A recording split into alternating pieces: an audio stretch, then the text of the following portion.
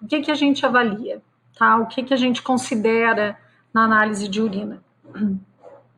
Essa parte muito executada pelo técnico de laboratório, tá? A microscopia fica mais a critério do bioquímico, do biomédico, né, ou do patologista, do médico patologista, mas a parte de preparo da urina, a parte de análise físico-química, tá? Até preparo para colocar centrifugação, tudo é a parte que o técnico executa, certo?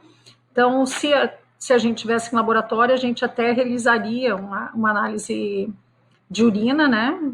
Diria para vocês coletarem para a gente fazer todo o procedimento. Mas então a gente vai fazer aqui, né, teoricamente, os passos, a importância para vocês saberem, então, como proceder no laboratório. Bom, inicialmente, então, a gente avalia a cor, tá? Então, nós recebemos as amostras em frascos. Alguns laboratórios hoje, eles já coletam direto nos tubos e já coletam praticamente os 10 ml que a gente vai centrifugar, ok? Como que a gente avalia? A cor, ela pode ser avaliada no tubo ou ela pode ser avaliada no próprio frasco. Vai depender da qualidade desse frasco e reutilizações do mesmo. Sempre é melhor no tubo, tá? E sempre melhor contra um fundo branco ou contra a luz. Então, a cor, ela pode ter diferentes tonalidades de amarelo. Quanto mais diluída a urina, mais clara vai ser essa tonalidade, certo? Urinas mais concentradas ou com ingesta menor de líquido ou com mais quantidade de soluto nessa urina, maior a quantidade, maior a cor, então, ou mais escura é a cor da urina. Normalmente a urina, ela tem duas tonalidades que a gente considera normal. É o amarelo citrino, tá? Ou o amarelo âmbar. Então, o amarelo citrino é o amarelo claro, é o amarelo, né, não alaranjado, né, nada disso, certo? Que seriam essas duas primeiras urinas aqui, ou até essas três primeiras urinas, tá? Elas são, então, consideradas. Essa primeira pode até ser colocado amarelo claro, tal, mas normalmente é amarelo citrino e amarelo âmbar. Então, amarelo citrino são essas três tonalidades. Cor da urina mais normalmente encontrada qual é? É essa daqui do meio, certo? Amarelo citrino típico, tá? Essas daqui bem diluídas, vocês podem ver que a gente enxerga, né? É bom que até esteja numa estante branca, a gente enxerga do outro lado, ó, certo? Essa daqui a gente já tem uma certa turbidez atravessando ela, né? Você não enxerga nitidamente do outro lado. Isso não é por causa da cor, certo?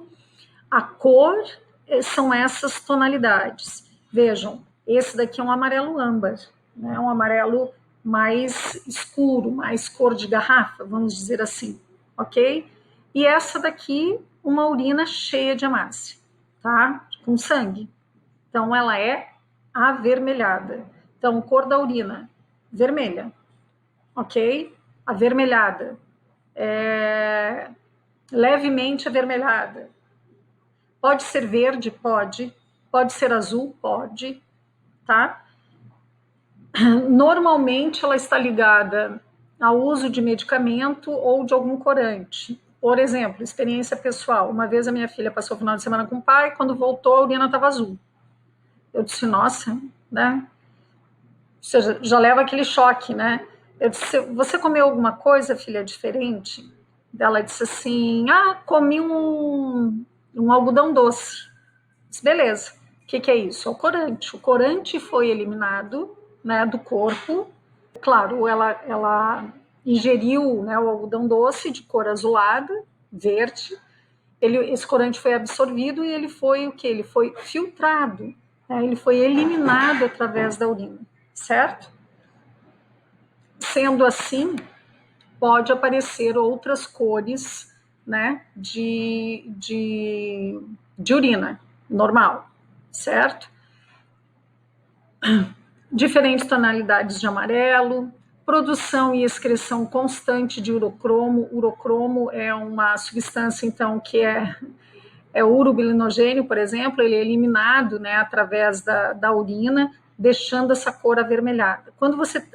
Amarelada. Quando você tem qualquer problema na formação do urobilinogênio, ela pode ficar, por exemplo, esverdeada, tá?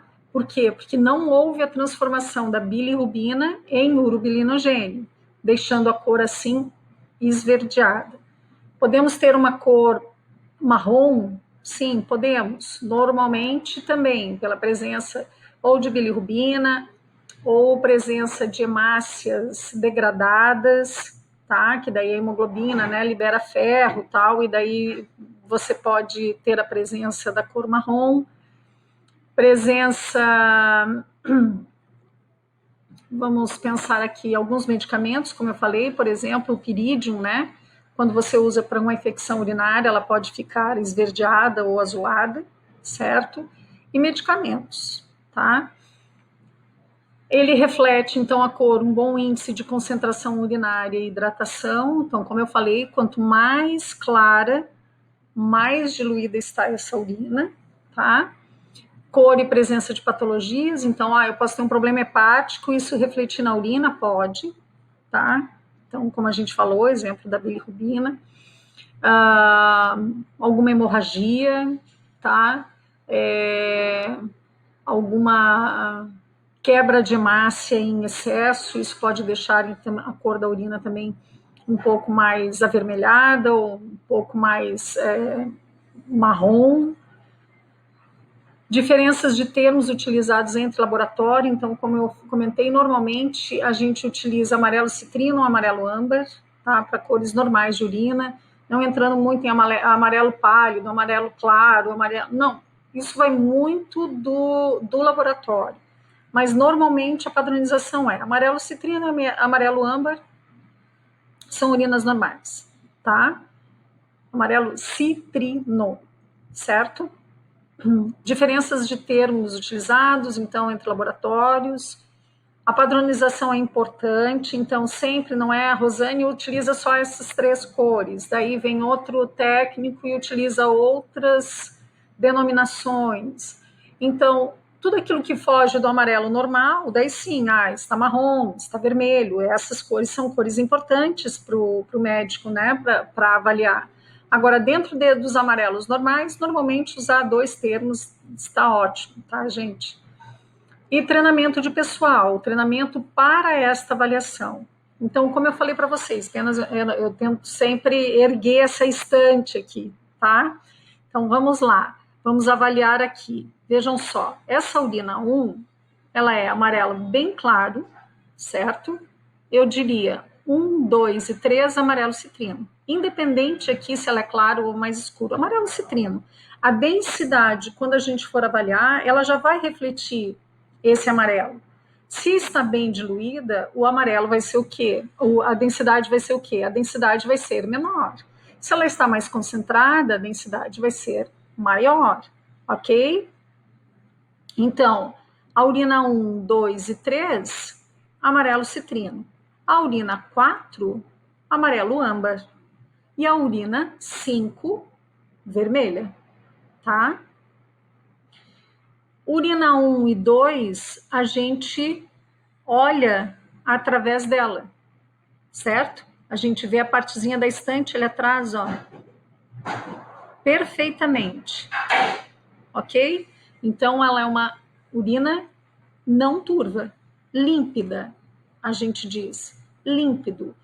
Na urina 3, vejam só que a estante atrás, a gente já não enxerga perfeitamente. Não é como se estivesse olhando um espelho, né? A gente não visualiza perfeitamente através dela. Então, ela é uma urina turva ou ligeiramente turva, certo? Vocês vejam, não é por causa da cor, é por causa da presença de elementos dentro dessa urina. Pode ser célula? Pode. Pode ser cristal? Pode. Pode ser proteína? Pode. Tá? Isso vai definir como que a gente vai saber, através de outras análises que a gente vai fazer. Ok? No amarelo âmbar aqui, da mesma forma, a gente não vai avaliar se ele fosse amarelo âmbar e fosse límpido, tá? Não fosse ligeiramente turvo, mesmo nesta cor a gente enxergaria do outro lado. Posso ter vermelho límpido? Posso.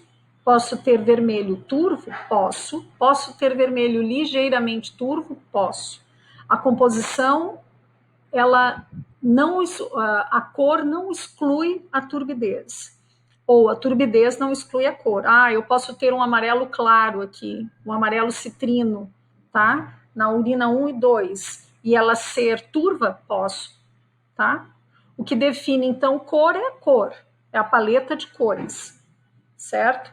O que define turbidez é o enxergar através do tubo, através da urina, ou não. O que pode interferir? Se eu uso um tubo de vidro, nesse caso, ou se eu uso um tubo plástico. Então, o tubo plástico eu tenho que me adaptar que a turbidez ou a limpidez dessa urina, ela pode variar conforme o tubo. Se o tubo está gasto, se o tubo já foi muito utilizado, se ele não é um tubo, se ele já é um tubo leitoso, não é uma vidraria ou um utensílio de laboratório que eu possa ver turbidez. Eu tenho que achar uma outra forma de ver a turbidez, ok? Então, o amarelo pálido, né? Urina diluída, diabetes. A diabetes leva devido à concentração, lembra lá no túbulo renal? Concentra muita glicose, quer dizer, tem muita glicose no ultrafiltrado e vai fazer o quê? Vai fazer com que o organismo, para tentar diluir o que está dentro do túbulo, ele reabsorva mais água, ok? Tem muito vento. Ok, gente? Fazendo, então, com que eu possa ter. Então, pessoas com diabetes, por exemplo, do tipo 2, um dos primeiros sintomas que eles têm é muita sede e muita urina. Por quê? A sede é reflexo, porque você está eliminando muita água por causa do excesso de glicose, né, na urina, está retendo água, então, dentro dos túbulos, tá? E está fazendo com que o organismo perca água, então vem o reflexo da sede. Então, é um dos primeiros sintomas, né, que refletem, então, a presença do diabetes. Isso não quer dizer que todo excesso de sede ou de urina seja diabetes. Vou comer uma comida super salgada, o que acontece? Eu tenho que excretar esse excesso de sal, esse excesso de sódio. Então, vai ficar mais sódio no túbulo, vai secretar mais água, vai reabsorver menos água, e com isso aumenta o volume urinário também e pode levar à sede, correto? Para quê? Para que eu atinja o equilíbrio de sódio dentro do sangue, dentro do organismo. Beleza? Consumo aqui excessivo quer dizer consumo de água, né? Tem gente que bebe muita água até em excesso. Nós temos outro tipo de diabetes, que é o diabetes insípido, que faz com que haja uma menor diluição, uma menor concentração urinária também, ok?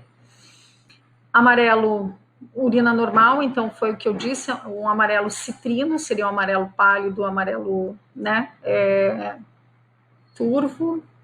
Marrom, então, desculpa, o âmbar antes, né, que seria a urina 4 ali, urina concentrada, alguns pigmentos de bilirrubina, mas nada que seja patológico, ok? Marrom, muita presença de bilirrubina, isso vai aparecer no exame químico, presença de hemoglobina, tá? Como eu falei, já degradada, porque daí você libera o ferro, e meta-hemoglobina, que é, então, uma forma também de hemoglobina. Verde, bilirrubina oxidada, tá? Azul de metileno, que é um corante, às vezes utilizado em medicamentos, né? E medicações. Vermelho e rosa, porfirinas, que são algumas doenças, né? Ligadas à doença do M, então, da hemoglobina. Mioglobina, que é a liberação, então, que é vamos dizer assim, seria uma hemoglobina do músculo, tá? a própria presença da hemoglobina e medicações. E laranja, normalmente ligada a medicações, e a preta, então, que é a melanina e ácido homogentísico. O aspecto era o que eu estava falando antes para vocês. Então, refere-se à transparência da amostra. O aspecto, então, ela é a turbidez, né, da urina, então, límpida, ligeiramente turva e turva, ok? E ela está ligada ao quê? Eu conseguir olhar através desses frascos ou não, através da urina ou não, tá?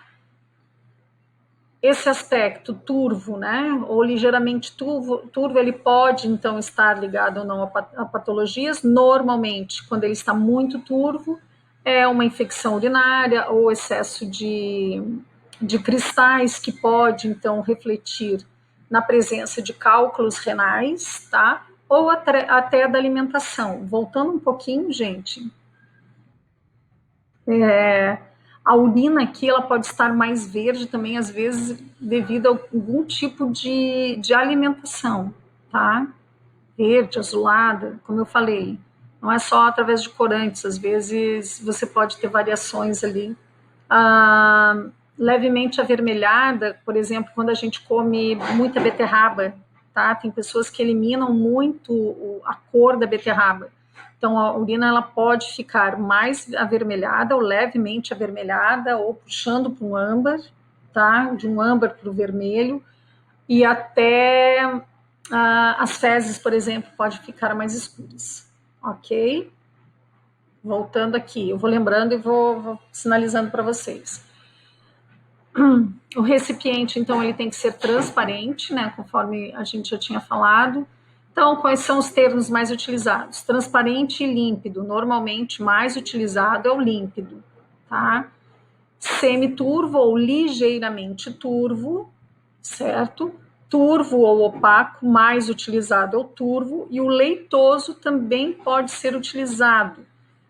Isso dá um aspecto mais de muita presença de leucócito, por exemplo, ou alguma eliminação de lipídio, alguma doença ligada a isso, ou uma grande quantidade de proteínas, tá? Por exemplo, a urina não forma espuma, ela pode, quando você coloca no frasco, ela pode formar espuma quando tem proteína. A proteína tem essa capacidade, né, devido à composição química dela, mas a urina em si, ela não tem proteína. A quantidade de proteína é ínfima, então ela não tem essa possibilidade de tá formando, né, ou quando você coloca no frasco, formar espuma. Se formou espuma, você já desconfia, opa, ou o frasco está com detergente, ou o frasco da coleta, ou o teu tubo, ou essa urina está cheia de proteína. Daí, insuficiência renal, ok? Exame químico. O exame químico, ele pode ocorrer de forma manual, que é isso daqui, de forma semi-automatizada, que é a tirinha, e você coloca num leitor, e o leitor vai fazer essa análise não visual, né, mas através do leitor que está calibrado para essa fita, ou através de uma análise mesmo automatizada. Você coloca a urina e ele faz reação química mesmo, te dando detalhes da presença das substâncias químicas na urina. Forma mais comum é a forma manual, ok? Laboratórios de médio a grande porte utilizam essa forma semi-automatizada. Laboratórios de grande porte, de pesquisa ou de hospitais, vamos dizer assim, tops, eles utilizam de forma automatizada. Sempre as análises automatizadas, elas são mais caras inicialmente, mas você diminui a mão de obra. Por quê? Porque você coloca ali a urina, o aparelho vai fazer tudo. Ele já vai ver a turbidez, ele vai ver a densidade, ele vai ver o pH, ele vai ver se tem a presença de dubilinogênio, ele vai ver a presença de glicose, ele vai ver a presença de proteína, de tudo, certo? Mas o investimento para esses aparelhos, eles devem sempre ter a relação de custo e quantidade de exames a serem realizados. tá? O sonho de todo laboratório é você ter tudo automatizado e você ter tempo para analisar os resultados, tá? Você faz o processamento de amostra uma vez e coloca lá, ok? Alguns leem até a lâmina, te dizem se tem presença de hemácia ou não, ok? Quantas células, quantos leucócitos, se tem presença de bactéria ou não. Mas sempre a análise visual no microscópio, ela não é excludente, vamos dizer assim. As fitas reagentes. As fitas reagentes, elas são um meio mais rápido de fazer análise química, tá? Ela é ótima, na verdade. Em 5 minutos você tem um monte de resultado, tá? Como que elas funcionam? Cada quadradinho desse daqui tem de forma seca, certo? Reagentes que, ao entrar em contato com a urina, eles reagem à presença ou não daquela substância, ok? Então, o que eu tenho? Eu tenho um indicador de pH, uma reação química que vai acontecer ali naquele quadradinho e que vai mudar a cor de cada quadradinho desse daqui. Então, cada quadradinho, cada substância, ele vai ter o quê? Ele vai ter uma corzinha, ok? Seco. Quando eu coloco a urina e há a presença daquela substância na urina, isso vai levar a uma reação química, essa reação química muda o pH, e essa viragem do pH, tem um indicador ali de pH, faz o quê? Faz com que gere uma cor, ou aquela reação faz com que produza uma cor, certo? E daí eu tenho a cor variando aqui em cada quadradinho desse. Então, um quadradinho é a densidade, outro quadradinho é pH, outro quadradinho é glicose, outro quadradinho é urobilinogênio, outro quadradinho é presença de nitrito, que isso dá um indicativo da presença de bactérias, mas a não presença de nitrito não exclui a presença de bactérias. A presença de hemácia, de hemoglobina, né, que ele vai detectar, na verdade, a presença de hemoglobina e não de hemácia, certo? A presença de leucócito, também ele pode já te dar um indicativo, que você vai confirmar no exame microscópio, ok? Então, é um meio simples e rápido de realizar várias análises simultaneamente, por isso que, assim, em 5 minutos você tem vários resultados. Os papéis, então, são absorventes, impregnados por substâncias químicas e presos em tiras de plástico, certo? O que se faz em laboratório para economizar? Você corta essa fita no meio, tá? Você pode cortar, tem gente que corta em 2, 3 pedaços. Mais comum é cortar a fita. É o ideal? Não, não é ideal. Tá? Porque quando você corta, a própria tesoura pode ter alguma substância química ali e ela pode levar a um erro de leitura. Ou fica tão pequenininho o quadradinho que às vezes a pessoa não consegue nem ver a cor direito para comparar. Tá? Daí depende também da economia e do laboratório, né? O excesso de economia também pode fazer mal, ok? E como tem gente que utiliza a fita inteira. No semi-automatizado, o que eles fazem? Eles pegam essa tira e colocam aqui no aparelhinho. Ao invés de ser uma análise visual, vai ser minha, de Rosane, vai ser o aparelho que vai detectar ou não a presença e quanto que tem, quanta cor tem ali e quanto que isso, então, reflete na concentração daquela substância. Ok? Deve ser guardados em frasco original, sempre vem com um pouco de sílica, né, para evitar a umidade, não pode se misturar líquido, quando umedece muda a coloração e você não pode mais usar fita. A fita, antes de usar, ela tem que estar na cor original. Se ela já tiver com algum quadradinho com uma cor aqui de leitura, a gente não pode utilizar. Porque senão, o que vai acontecer? Eu estou fazendo uma leitura errada daquela substância, certo? não expor a luz nem umidade, frascos bem fechados em temperatura adequada, retirar pequenas quantidades para uso. Eu não tiro 10 fitas, eu vou usar 5 só. Quando você coloca na bancada, a bancada pode ter restos de alguns materiais, pode ter água ali, tá? Por mais que eu limpe, o que pode acontecer? Posso ter respingado algum reagente, não ter retirado adequadamente, e ele vai interferir na coloração dos quadradinhos, ok? E evitar usar tiras de diferentes frascos. Então, tentar fazer as análises, né, com aquele frasco. Se você tira várias fitas de vários frascos, o que acontece? Todos vão estragar, todos vão estar expostos à luz, todos vão abrir e fechar, expõem a umidade, podem todos estragar. Então, a gente usa um lote. E esse lote, quando a gente não varia lote, fica mais fácil para o controle de qualidade. Ah, tive um problema com o resultado de uma urina. Isso foi a fita? Pode ser. Como é que eu vou fazer o rastreamento? Como é que eu vou fazer a rastreabilidade? Eu vou olhar naquele dia qual era o lote das fitas que eu estava utilizando. Ok? Isso vai me dizer, então, se eu tive algum problema, se foi só naquela urina, o que aconteceu naquele dia, quanto tempo de uso eu já tinha daquele frasco, tá? Então, as anotações. Antes, quando eu troco os frascos, né? Quando eu abro um frasco e eu começo a utilizar, sempre é bom anotar onde eu estou anotando essas análises, qual foi o dia que eu abri aquele frasco. E o lote que é, ok? Se eu tiver qualquer problema e esse problema for com a empresa, eu posso cobrar da empresa. Se eu tiver qualquer problema com algum resultado de análise, eu posso chamar os pacientes que eu fiz análise com esse frasco e solicitar uma nova amostra, ok? É o controle de qualidade, isso é controle para ter rastreabilidade da qualidade da análise que a gente faz, ok? Deixa eu ver se tem mais alguma coisa aqui importante.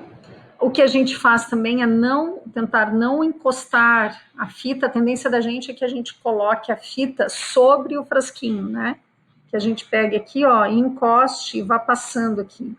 Isso vai fazendo o quê? Vai fazendo com que haja sujidade nesse nosso comparativo, é um comparativo visual, é igual análise de pH, tá? É igual fita de pH.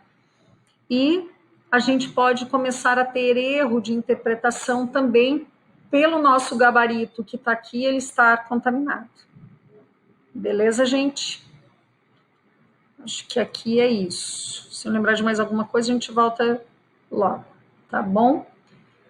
A densidade é uma propriedade física, é a avaliação da capacidade renal, então, de reabsorção e concentração urinária, certo? Então, eu faço a filtração na cápsula de Baumann e reabsorvo uma grande parte das substâncias no túbulo contornado proximal. Na alça de Henle, no túbulo distal e túbulo coletor, são ajustes, né? Então, essa capacidade de reabsorção, de secreção, de concentração ou não urinária, ela vai se refletir na densidade, tá?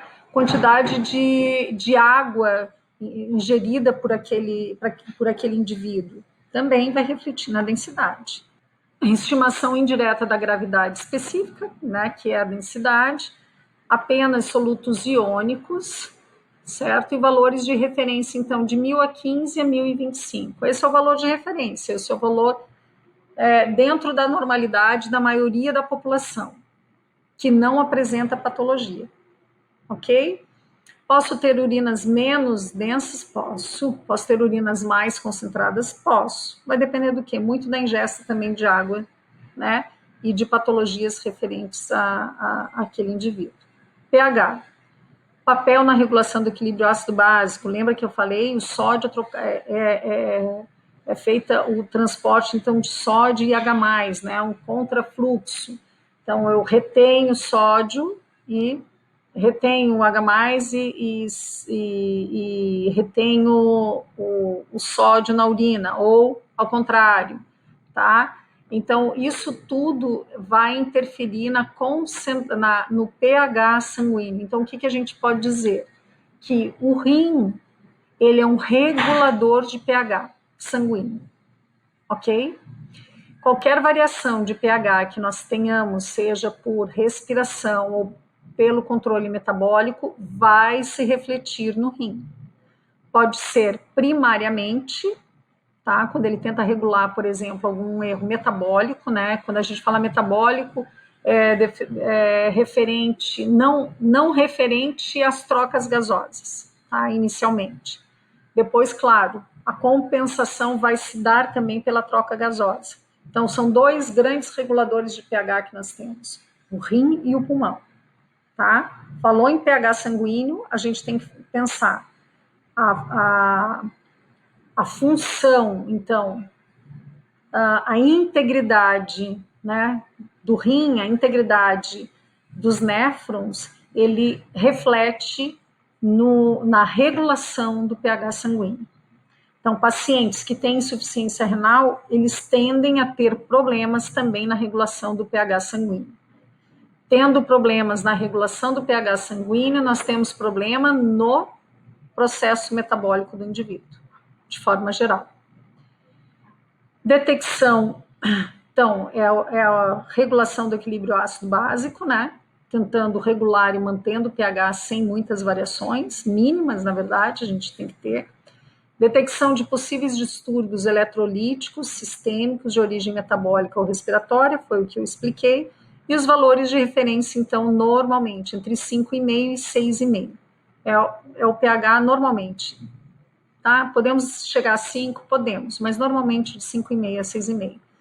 pH mais alto do que 6,5. Por exemplo, pessoas que não comem carne, tá? Tendem a ter um pH até 7, 7,5. Por quê? Porque você tem menos substâncias ácidas sendo eliminadas na urina, ok? Então, vegetarianos, veganos, eles tendem a ter um pH mais alto do que 6,5. Ok? Isso é uma coisa importante, então, para se ter como referência. As proteínas, uma quantidade normal diária ínfima, tá? Não detectável.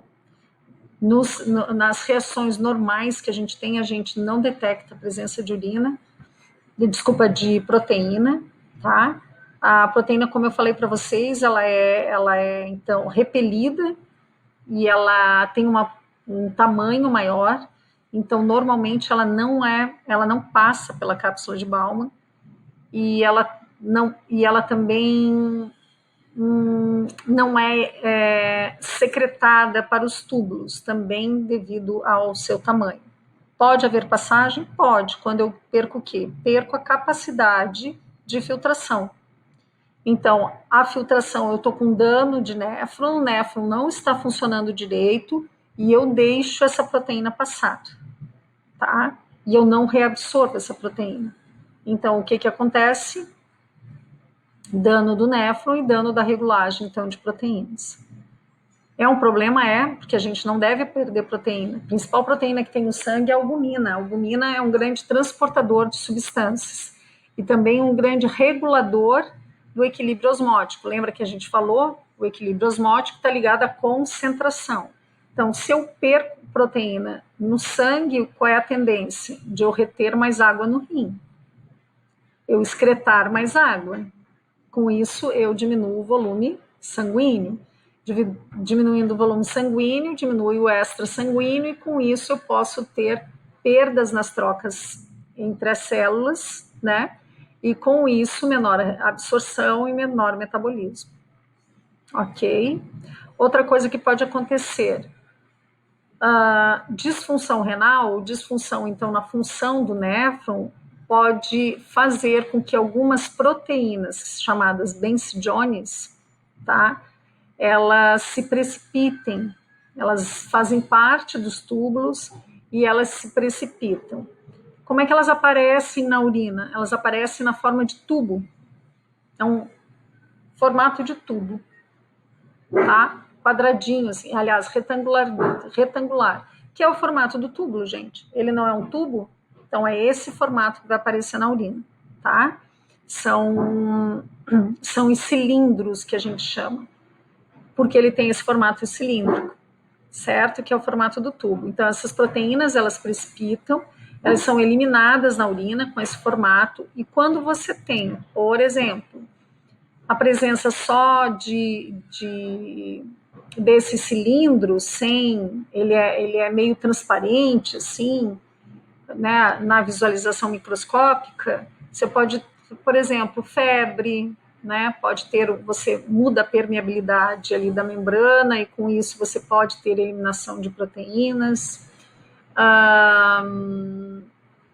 Vamos pensar exercício físico, né, exagerado ou, né, posso dizer assim, não necessariamente exagerado, mas em excesso, né, por exemplo, atletas podem também perder proteína, tá, devido à grande estimulação renal, ele pode perder proteína devido a isso. Vamos dizer assim, leva a uma disfunção fisiológica, tá, dessa filtração. Mas quando você tem uma patologia associada ao rim, você pode ter, nesse cilindro, você pode ter células junto, depositadas, você pode ter leucócitos, você pode ter hemácias, você pode ter outras substâncias que se depositam nessas proteínas. E os cilindros, então, vão ter este nome. Por exemplo, cilindro hemorrágico, cilindro hemático, cilindro leucocitário, cilindro epitelial, tá? Então essa substância depositada nesse cilindro dá um nome então a esse cilindro. Quando o cilindro ele não tem depósito nenhum, a gente chama de cilindro hialino, tá? Como se fosse um cilindro puro, tá? Proteína pura, ok? A proteinúria, então, ela sempre está ligada a alguma disfunção renal, tá? De presença. Então, como eu falei, se o paciente tiver tido febre ou se tiver feito um excesso de exercício físico, tal, isso é fisiológico, ok? Mas grandes quantidades de proteínas devem ser pesquisadas. Se aparece proteína na fita, então, estou passando a fita, aparece, acusa, eu devo fazer uma análise físico-química em tubo, tá? Para eu confirmar se isso é um erro da leitura da fita, né? Ou se é realmente a presença de proteínas. Depois eu passo para vocês um material, então, sobre essas análises, então, físico-químicas feitas em tubo e não com fita. Ok? A gente confirma também açúcar, tá? Para ver se está tudo realmente, se a fita realmente está refletindo o que tem na urina. O valor de referência, então, é negativo, não tem que ter proteína na urina. A fita reagente detecta principalmente a albumina, tá? E a precipitação, então, pode ocorrer através de globulinas, de hemoglobina, mioglobina, benzidiones, que eu falei para vocês, e mucoproteínas. Mucoproteínas parecem tipo uns fiapos, assim. Alguém já viu doce de gila? Certo? A gila não é meio transparente, assim, forma aqueles fiapos, tá? Mais ou menos isso a gente observa na urina, quando tem muco. Pode ser também associado a infecções urinárias, tá? Excesso de exercício físico, mas normalmente está ligado fisiologicamente, exercício físico e a febre. E patologicamente ligado, então, a excesso de proteína, infecção urinária, porque daí você tem muita presença de leucócito, né? Isso pode deixar, então, restos, né, de proteínas dessas células no local. A presença de glicose, tá? Discrepâncias entre resultados sanguíneos e urina pode acontecer falsos negativos e falsos positivos. Então, o que normalmente a gente faz? A gente confirma, ok? Como eu falei da proteína para vocês.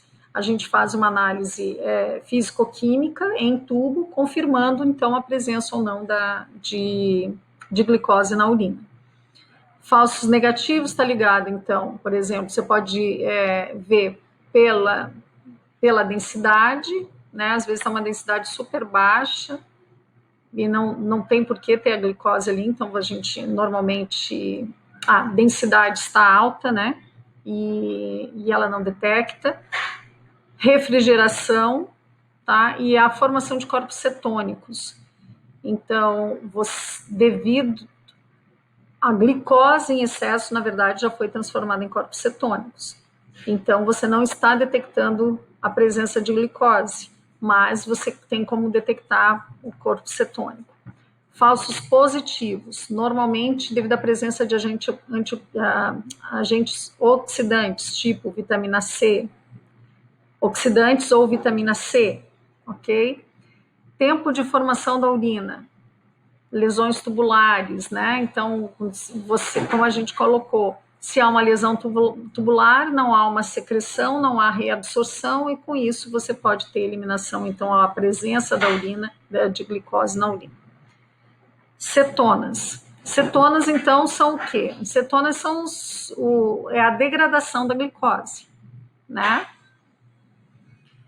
Desculpa, é a degradação de ácido graxo, já que você não consegue utilizar a glicose, o organismo lança a mão do quê? Da utilização de ácido graxo.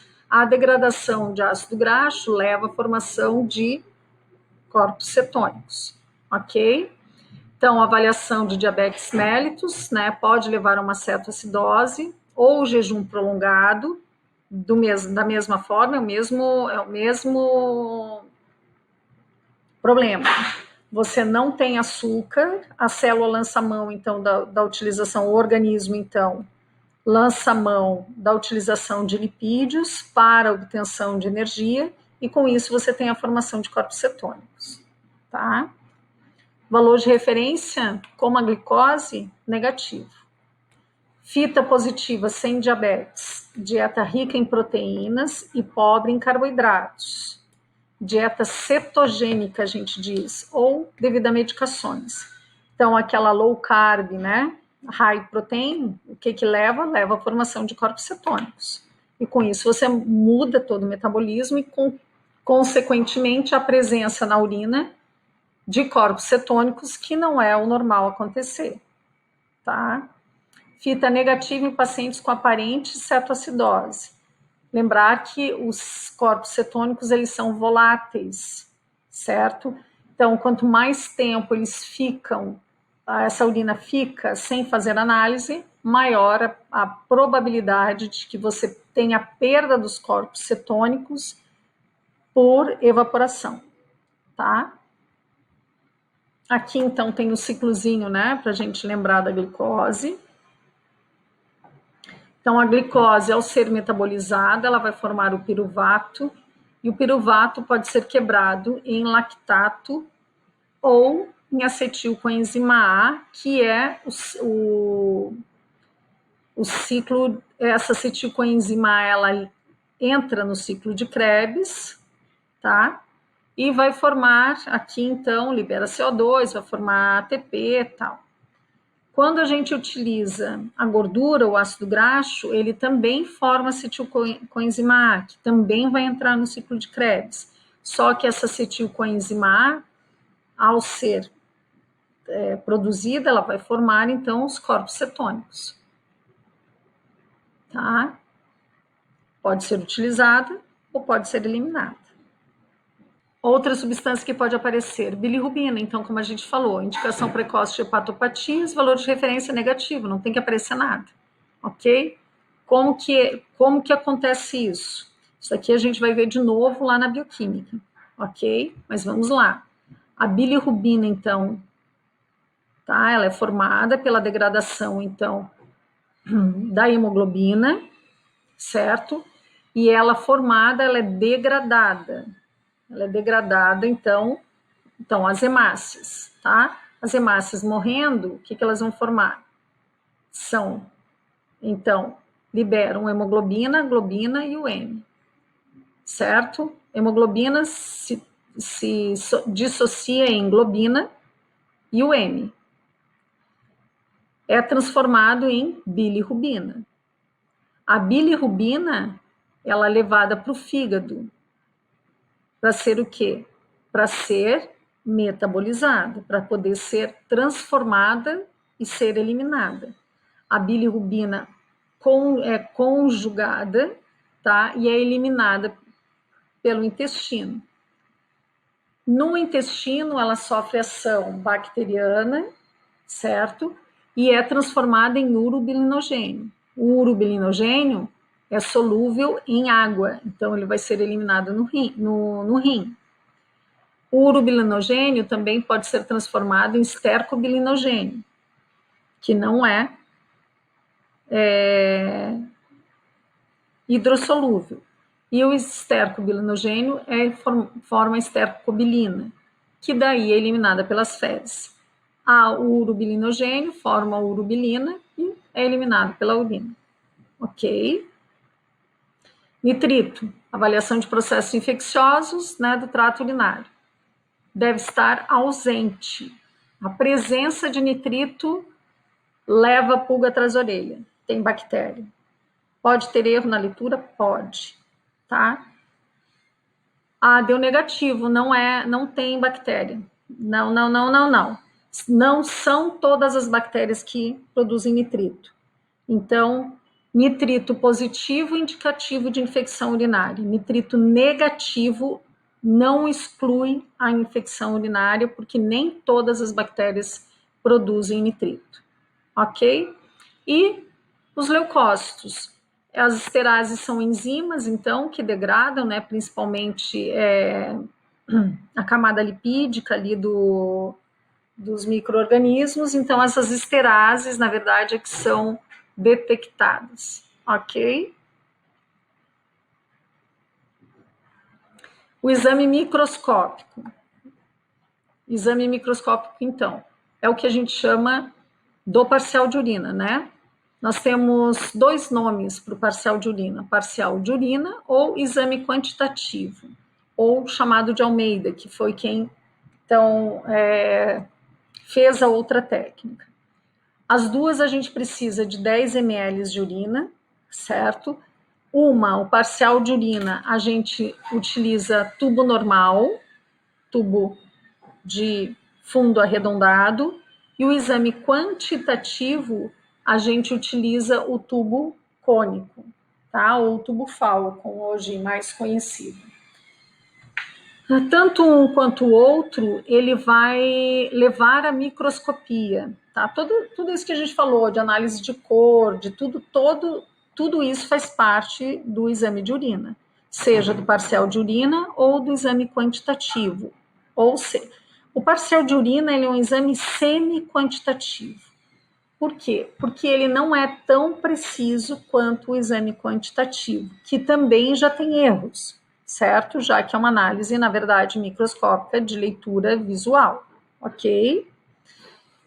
O que é avaliado no sedimento urinário? Então, como é que é feito? Eu coloco 10 ml de urina no tubo, centrifugo por 5 a 10 minutos, em alguns casos até 15, tá? Mas normalmente 10 minutos, e elimino o excesso do líquido. Eu fico só com o sedimento. Parcial de urina, eu tiro todo o volume.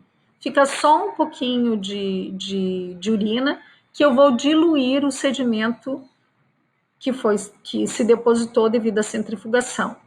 Já o exame quantitativo, o Almeida, eu deixo 1 ml de urina no tubo, por isso que ele precisa ser o tubo cônico e o tubo, né, marcado, graduado, certo?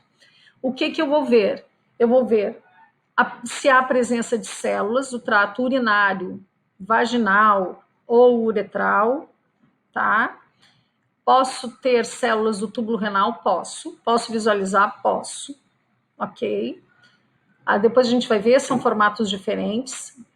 Vou visualizar para ver se tem presença de leucócitos, presenças de hemácias, presenças de cristais, presenças de cilindros, presenças de bactérias, tá? Tudo isso é visualizado através do exame microscópico. Parcial de urina, a gente faz análise através de uma lâmina, tá? A gente observa 10 pontos dessa lâmina e conta o que tem nesses 10 pontos. Depois, divide por 10. Se eu contei 10 leucócitos em cada campo, eu vou ter 10 vezes 10, 100, dividido por 10, 10 leucócitos por campo.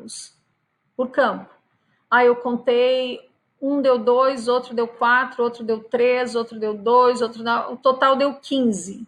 Divido por 10, vai dar o quê? 1,5 células por campo, de leucócito por campo, analisado, ok?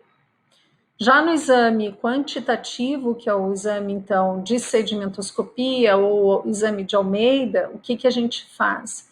A gente coloca isso na câmara de Neubauer. É uma câmara onde cabe um volume X e a gente tem pontos onde contar. Ele tem uns quadrantes e a gente conta esses quadrantes. Isso a gente multiplica por 250, tá? E vai me dar o número de células, número de leucócitos que eu tenho naquele volume, ok? Que vai ser por metro, por milímetro cúbico. Beleza? Então, cada milímetro cúbico vai ter determinado número de células, de hemácias, de leucócitos, tá? Cristais e cilindros, normalmente eu coloco presença de cristal, eu coloco em cruzes, se tem bastante são 3 cruzes, se tem moderado é 2 cruzes, se tem pouco é 1 cruz, tá? E cilindros também, vejam só, aqui é uma análise de urina, tá? É isso daqui que a gente pode ver. Esses aqui, ó, onde não tem esses quadrantes, é uma lâmina normal, onde eu coloco ali uma gotinha daquele meu sedimento, ok? Isso daqui é um cristal. Você mexe no micrômetro e ele brilha. Ele é um cristal. É um cristal de oxalato de sódio. Essas bolinhas aqui, ó, tem cara de hemácia ou um cristal, tá? Mas estão mais parecidas com hemácias. Isso daqui parece ser um leucócito. Ok? E esses pontinhos podem ser bolinhas ou bactérias. Estou achando muito grande para ser, estou achando que é mais bolha, tá? Então aqui é um cristal, aqui é um leucócito e aqui parece ser hemácias. Aqui não está tão refringente, ó. Aqui é hemácia. Todas essas bolinhas aqui é hemácia. Então, nesse campo aqui, ó, eu contaria, tem 1, 2, 3, 4, 5, 6, aqui também ó, 7, 8, 9. 9 hemácias. Ok? Eu iria para o outro campo e contaria aqui quantas hemácias tem. Todas essas daqui, 1, 2, 3, 4, 5, 6, 7, 8, 9, 10, 11, 12, 13, 14, 15, 16, 17 e assim por diante. Todas essas pequenininhas aqui, ó, são hemácias. Olha, essa hemácia aqui, se vocês olharem, ela tem uma conformação um pouco diferente, ó. Tá? Como essa daqui também. Essa daqui parece que o conteúdo dela foi perdido, ó. Ela praticamente só tem a membraninha externa. Já essa daqui, ela parece estar íntegra, com exceção dessa daqui que parece que tá assim, ó. Parece uma coroazinha, tá? Essa célula aqui maior, leucócito, certo? Leucócito. Todos esses fiapinhos aqui, ó, por baixo, bactéria. Vocês vejam, ó, parece um macarrãozinho, né?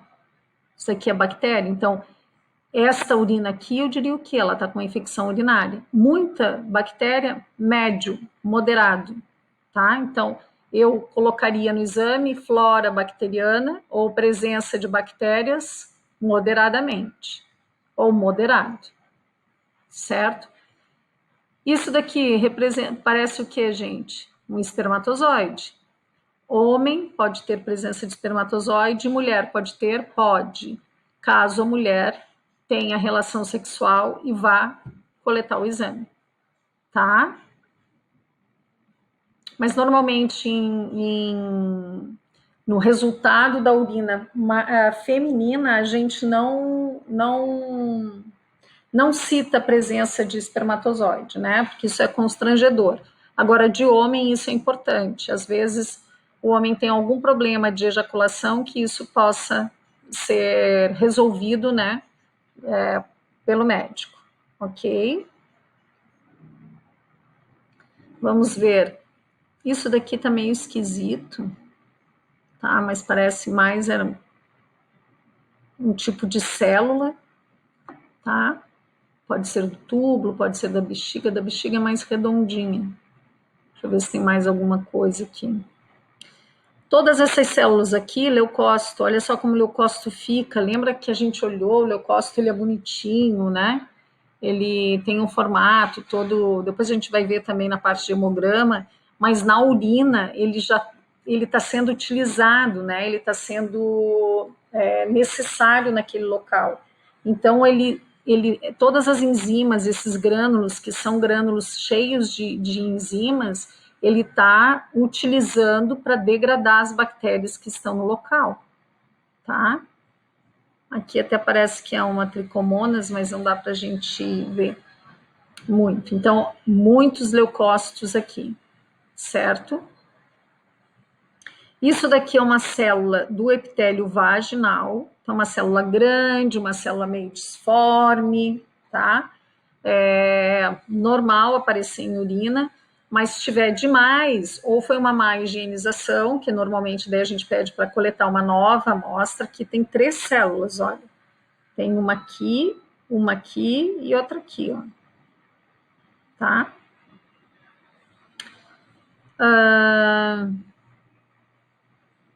Aqui, isso aqui é uma célula também, ó, do epitélio renal, essa daqui. Então, ela é diferente do formato dessa. Isso está dizendo o quê? Está mostrando que, opa, está eliminando célula do epitélio renal. Então, eu tenho que citar células epiteliais vaginais, tantas células, ou presença, né?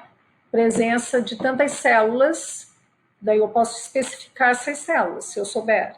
Então, células do epitélio renal, células do epitélio vaginal, tá? Posso contar? Posso até contar em separado. Então, como eu falei, cada quadradinho desse daqui, ele parece a câmara de Neubauer, certo? Depois eu vou passar um videozinho para vocês mostrando o que é uma coisa e o que é outra. Então, isso daqui é um cilindro. Vocês conseguem perceber aqui o formato, ó? Ele tem um formato, ele tem começo e tem fim, ó. Ele é um tubo, ele é um cilindro, ok? Mas ele não tem muito depósito dentro, ó. Esse é um cilindro hialino, tá? Um cilindro limpo. Esse, de alguma forma, eliminou proteína, pode ser por febre, pode ser por excesso de exercício físico, mas não há depósito. Então, quando não há depósito, normalmente a gente fica, deve ser uma infecção, ou deve ser, né, exercício físico, certo? O A, o B e o C aqui é a mesma coisa. O D não, olha, você tem o cilindro, tem o formato dele, e você tem depósito de células nele. Isso daqui parece células leucocitárias, então é um cilindro leucocitário, tá? Esse daqui é a mesma coisa, só que a gente não consegue perceber aqui, parece ter umas células, mas ele tá todo feio, olha, esse, o F também, ó, a gente não consegue identificar o que tem dentro dele, mas ele não é hialino, ele tem um depósito. Então a gente chama de cilindro granuloso, tem uns grânulos dentro não identificados que a gente não consegue classificar. Normalmente, esses cilindros granulosos são referentes a algum tipo de patologia renal, tá? Então, está havendo alguma lesão renal que está levando à formação desses cilindros, ok? Que também é um cilindro hialino. Aqui parece mais um cilindro seroso. Eu já vou mostrar para vocês. O hialino, ele é transparentezinho, ó. Você tem que mexer no micrômetro, às vezes você passa e você não percebe. O seroso, que é esse último, ele é bem definido, mas ele não tem esses grânulos dentro. Percebem? Ele parece que é um um cilindro que tem um material não identificado dentro, liso. É quase como se tivesse um lipídio ali dentro, certo? Aqui a célula, aqui cilindro, né? Parece formando aqui um cilindro granuloso. Então, o que a gente pode ter? A gente pode ter cristais. Então, isso daqui é muco, vejam, é um tipo de uma rede, né? Parece doce de gila, tá? Uns fiapos assim, que deixa meio turvo quando você olha, mas sem uma estrutura definida. Esse muco muito ligado, então, a alguns tipos de infecções, ao ciclo menstrual de mulher também. Presença de cristais, os cristais são brilhosos, têm formas bem definidas. Aqui, ó, uma célula epitelial vaginal e aqui um cilindro. Oh, desculpa, um cristal, tá? Bem, parece até um chá de hibisco, né? É um cristal de ácido úrico. Opa, ácido úrico, pH da urina é ácido ou é básico? Ácida, né? Então, o pH, quando eu tenho o pH ácido da urina, eu tenho a presença de cristais de formação ácida. Quando o pH é básico, eu tenho formação de cristais de estrutura básica, tá? Então, fosfato, são mais fosfatos de cálcio, tá? Outro tipo de cristal, outro tipo de morfologia. Então, olha só, o ácido úrico tem esse cristal, tem esse formato, mas também pode ter esse formato aqui, ó. Não ser tipo um hibisco. Pode ser ecosaédrico aqui, como esse, ó. Esse. Todos esses daqui são cristais de ácido úrico, tá? Oxalato de cálcio, essa estrelinha, essa pirâmide, sempre essa pirâmide, maior, menor, pequenininho, certo? Cristais de cistina, tá? Também pode ter, vamos ver aqui que outro tipo de cristal que a gente vai ter aqui. Urato. Urato é um tipo de cristal em urina ácida comum, principalmente em urinas que ficaram em geladeira, e ele é bem chatinho, porque às vezes ele tem tanto urato que a gente não consegue fazer a leitura microscópica, bem chato, tá? E ele deixa a urina bem turva. Às vezes você acha que é uma infecção urinária e não é a presença de urato, tá? Esse é um material sólido, assim, não identificado. Urato de sódio já tem essas espículas. Oxalato de cálcio, que foi o que a gente falou sempre, nesse formato de piramidezinha. Leucina, né, parece até um ovo, né, de parasita, certo? Então, cada tipo de cristal, ele vai ter um formato. Ah, professora, a gente sabe decor? Não, a gente olha numa tabela. Conforme o oxalato de cálcio, urato, tá, fosfato, o do ácido úrico, são cristais mais frequentes, então a gente vai decorando. Mas aparece algum cristal que a gente não sabe, a gente vai olhar um livrinho e vai ver que cristal é aquele, tá? Vamos lá. Aqui são só exemplos, ok? Aqui, então, de urina, então, básica, certo? O que a gente tem? Olha, isso aqui, cristal de fosfato de amônio. Ó, esses tubos aqui, certo? Aqui, fosfato de amônio magnesiano. Então, conforme a conformação, né, a composição desse cristal, a gente pode ter variação do formato dele, ok? Aqui, pH, urina básica, fosfato é urina básica, oxalato, ácido úrico é urina, urato é urina ácida, tá? Dependendo a gente não pode ter assim, pessoal, um pH de 6 e a gente dizer que a gente tem um fosfato na urina. Não combina, tá? Agora, eu tenho um pH de 6,5, eu posso ter até a conformação dos dois cristais. Não é comum, normalmente é mais o cristal base, ácido, né? Mas às vezes você já tem a formação de algum cristal mais pro lado básico, tá? E nós temos um outro tipo de exame, que é a urina de 24 horas. A urina de 24 horas, ela serve realmente em casos específicos onde haja desconfiança de uma insuficiência renal, tá? Você vai comprovar, então, que se há algum problema de insuficiência renal. A urina de 24 horas é um exame muito utilizado ainda como esse marcador de insuficiência renal. É uma análise bem chata para o paciente, porque ele tem que coletar por 24 horas toda a urina que ele fizer nessas 24 horas dentro de um frasco. Esse frasco ele tem um conservante, tá? Dependendo da análise que se precisa, você pode variar o conservante ou até não ter o conservante, mas normalmente se coloca um conservante. E o cuidado aqui, principalmente para o técnico, é você saber orientar esse paciente, certo? Podemos analisar o que aqui? Tudo que a gente faz numa urina normal. Mas normalmente o que a gente vai fazer aqui? A gente vai ver a presença de glicose, presença de ureia e de creatinina e a gente vai fazer a relação junto com a análise sanguínea, tá? Então a gente vai fazer uma comparação entre a presença de ureia, creatinina, glicose, né? Mas principalmente ureia e creatinina no sangue e depois a gente faz um comparativo com o que há de presença na urina. A urina de 24 horas, então, é o laboratório que fornece o frasco, como já deveria ocorrer na urina normal, certo? Ela não pode ser coletada no laboratório, diferente do parcial de urina, por quê? Porque o paciente precisa levar o frasco para onde ele for, certo?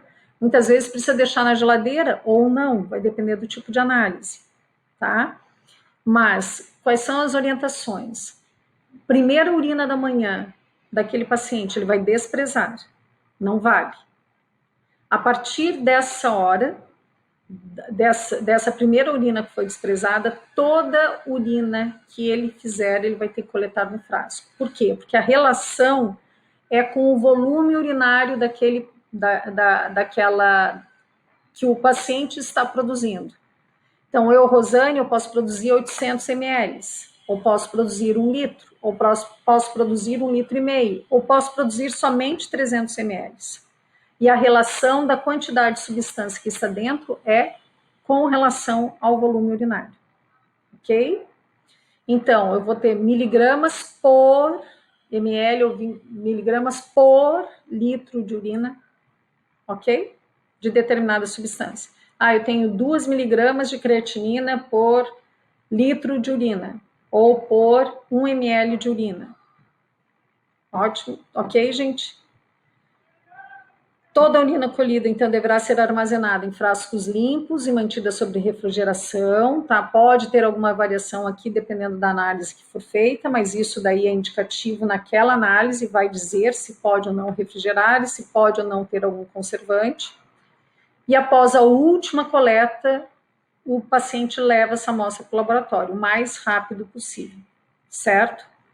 Identificar a amostra, incluindo a data de início, hora de início e data e hora final, tá?